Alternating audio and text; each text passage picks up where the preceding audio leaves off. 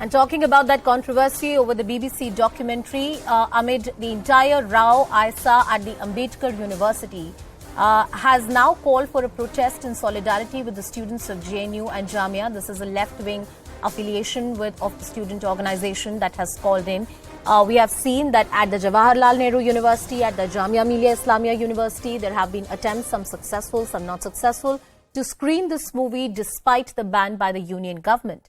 Now, students at the Ambedkar University, a particular section of the students that belong to AISA, they have come forward and supported the students who are protesting, demanding that their freedom of speech should be protected and they should be allowed to screen this movie. While the union government has their side of the story, they argue that this documentary might affect the law and order situation. It also doesn't show the institutions here in India, including the Supreme Court, in a proper light, and that is why the decision to ban this documentary was taken by the Ministry of Information and Broadcasting. So there are student bodies, most of them affiliated with the left parties, who are coming forward and supporting each other at the campuses here in the national capital, whether it's the Jamia Millia Islamia University or the JNU. We have seen certain student bodies protesting and demanding that they should be allowed to see this movie. There were some violent face-offs as well that were witnessed in JNU, including instances of stone pelting at Jamia Millia. We saw there was heavy police deployment that was there. Certain student leaders were also detained by the Delhi police authorities. Now, my colleague Anshul is with us on the broadcast. Anshul, tell us more.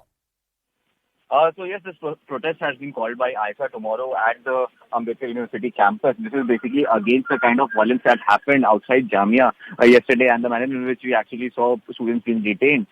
So the basic agenda of this protest is that they are going to protest against the police oppressing the students, and they are also protesting in the manner in which there has been a ban on screening that documentary inside the Jamia Millia Islamia campus. So yes, it remains to be seen how does that protest turn out. But yes, at this point in time, the tension between, in fact, the tension in all these universities, especially in the national capital from JNU to Jamia Millia Islamia, is definitely spreading. So yes, it remains to be seen how does this controversy eventually pan out.